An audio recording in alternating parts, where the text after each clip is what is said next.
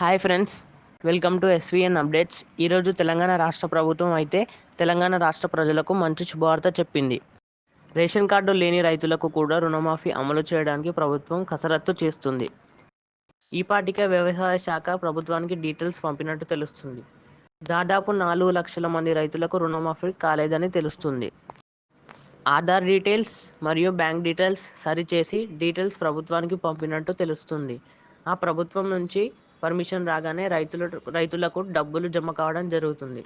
దాదాపు రైతులకు రుణమాఫీ 2 విడతల 5,000 కోట్ల నిధులు విడుదల చేసినట్టు తెలుస్తుంది. రేషన్ కార్డు లేని వారికి కూడా ఇది ఒక మంచి శుభార్త అని చెప్పుకోవచ్చు.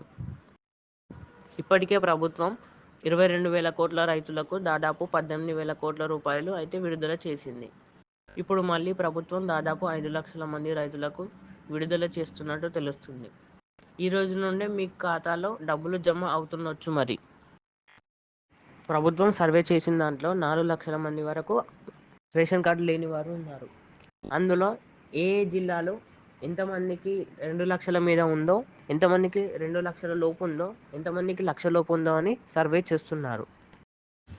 ఆధార్ కార్డులో తప్పులు ఉన్నవారు దాదాపు 1,20,000 మంది రైతులు ఉన్నారు. వారికి కూడా ఈ 4 లక్షల్లో కలిపి త్వరలోనే వారికి కూడా రుణమాఫీ చేస్తాం అని ప్రభుత్వం తెలిపింది.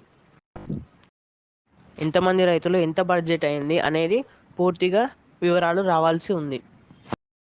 వీడియో నచ్చితే లైక్ చేయండి. అలా చేస్తే తెలియని వారికి కూడా మన వీడియో వెళ్తుంది. మరెన్నో వివరాల కోసం మన ఛానల్ని సబ్స్క్రైబ్ చేయండి. సబ్స్క్రైబ్ చేస్తే నేను పెట్టిన ఏ వీడియో అయినా మీకు నోటిఫికేషన్ ద్వారా తెలుస్తుంది.